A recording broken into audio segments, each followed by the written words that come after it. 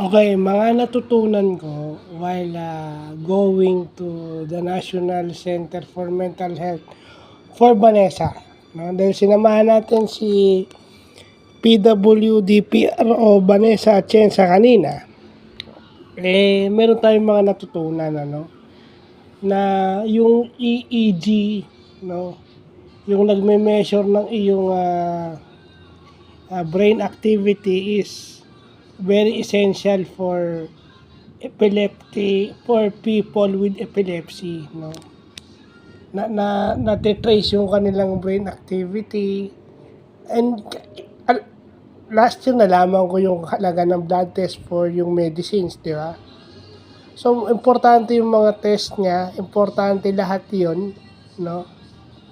Kasi yung brain activity is baka makaapekto sa mga organs. Alam naman natin na yung nervous system natin isang malaking factor nyo para di ba? Science-wise, yung mga natutunan natin sa science. So, importante pala yan.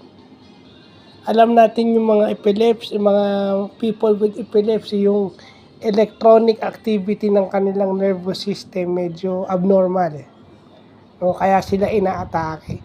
So, umiinom sila ng gamot to balance yung chemical activity o yung electric activity ng kanilang nervous system. So, yun yung mga natutunan natin at saka yung process sa National Center for Mental Health. No, marami tayong nakitang social workers, barangay health workers na dinadala doon yung kanilang mga constituents, which is, nakaka-proud na isa akong PWD officer, pero isa ako sa tumulong kay Vanessa Atienza. So, salamat na lang kay Vanessa at napagkatiwalaan tayo. But definitely, yun lang ang pwede kong sabihin, pero ang dami kasi mahirap lang kasing i-describe. But as a PWD officer, kasi yung mga sinasabi ng mga hindi nakakaintindi, ikaw ba yung asawa? Paano nga yun? Hindi nga siya masama ng nanay niya, and then alam naman natin na may hindi na natin babanggitin, di ba? Yung mga ganon, di ba? Kung magtatanong lang din kayo, siguraduhin nyo muna makapagtanong kayo ng tama. Oo, tama, may pamilya, di ba? Pero in case walang pamilya at hindi rin maasikaso, di ba? Kaakibat tayo ng barangay at ng PIDAW bilang PWD officer ng barangay sa mga ganyang bagay. So, hindi ko alam kasi sa mga tao na to lagi lang kasing nakastick sa family. Although may pamilya nga, pero may times na, di ba, yung mga social worker, yung mga barangay health worker, kung di ba, pwede din nilang sabihin yan. Pero dahil nga yun, tawag din ng kanilang trabaho, so hindi na nila iniisip yun.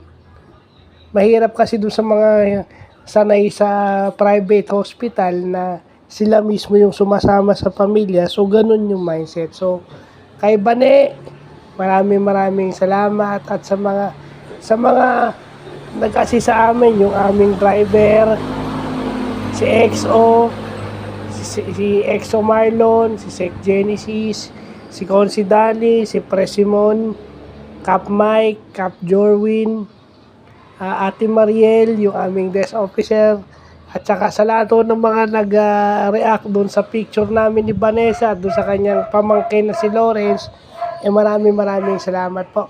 Sa mga kasama kong PWD officer, Tita Ethel, aming treasurer, from Tita Ethel, Ate Roda, sa lahat ng officers na kasama ko, thank you din sa support. So, yun lang po.